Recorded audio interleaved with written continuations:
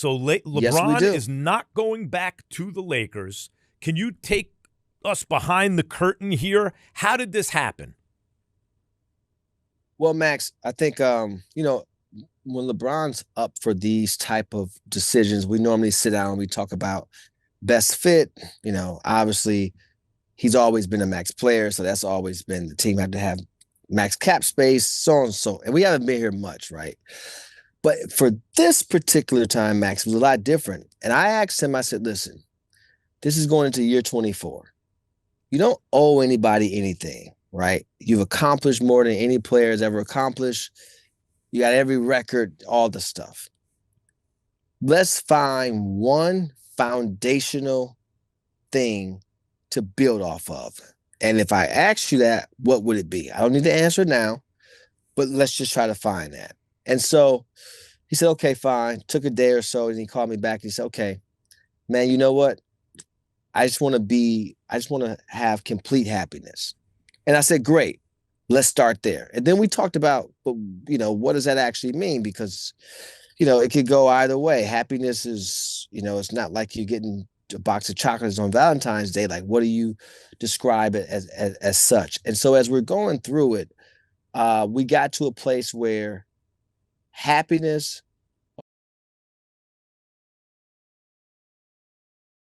Okay, so if it's about happiness, then it can't be about money. If it's about happiness, because if it's the most money, then it's not necessarily the most happiness, etc. So we kind of got there. And so where we landed was, this is not about money. Obviously, I don't want to play for $1, but at the same time, I'm not basing this on the premise of finance. And this will be based on whatever I choose to do, when I choose to do it, how I want to do it. I said, okay, great.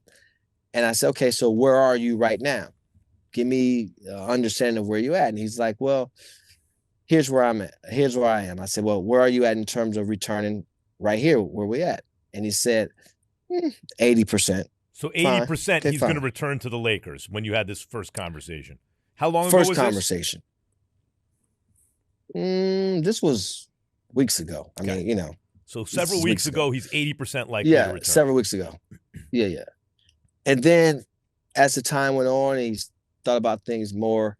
It kind of went down and down and down. So 50%, you're checking 30%. in. He's like, now I'm down to 60% or whatever it is, returning to the Lakers or whatever that percentage. Yeah. And once he got to a place to where he said, listen, man, I understand where things are, and I get it. I know that's where I could probably make the most money. But, for me, where I'm at today, it's probably not the best thing for me to do. I probably will just go away from that. So I said, are you 100% sure? And he said, yes, I'm 100% sure that that's not a place I would want to return. So in the meantime, you're calling him. I'm 80% likely to go. A couple days later, you're checking in. The percentage has gone down, in other words, and every call, the percentage keeps going down until he's like, I'm 100% out. Yeah, and I double and triple check, like, are you sure, so on and so forth. And what and changed? He said, yeah, it doesn't seem like, so if he's 80% likely to, so how does his happiness affected? He's already aware of all the circumstances. I don't know, Max. That's a good question. And I didn't, when these type of things take place, I didn't want to dive in it too much. And when you talk about the happiness of it all versus the team, that can get a little convoluted there. So I didn't want to. I'm just like, okay, I just want to know, because if I have to set the table, and this is one of the teams that's out, that are actually in, and then now they're out. Well, there's two parts that come to this. I also have to place the call, because that team has to have an understanding of it, and they have to go on and do their business as well. And so the one thing we definitely wanted to do was be conscious of that and be respectful to the organization. So in you that called manner, Pelinka? Yeah. So Rob and I, we talked. The first day that they can talk to their own player, I talked to him and JJ. We talked. And we've had cordial conversations throughout, and I know there were stuff, there were public talks about us supposed to be meeting and things like that, and we were trying to figure out what that looks like and get things aligned. And it just got to a place to where, LeBron was like, there doesn't really need to be a meeting. Did This they is make where an I'm offer? at. Did the Lakers extend an offer? There didn't need to be one. There wasn't a place to where we needed. They wanted to bring him back, obviously. But there didn't need to be one, and I didn't want to waste anyone's time.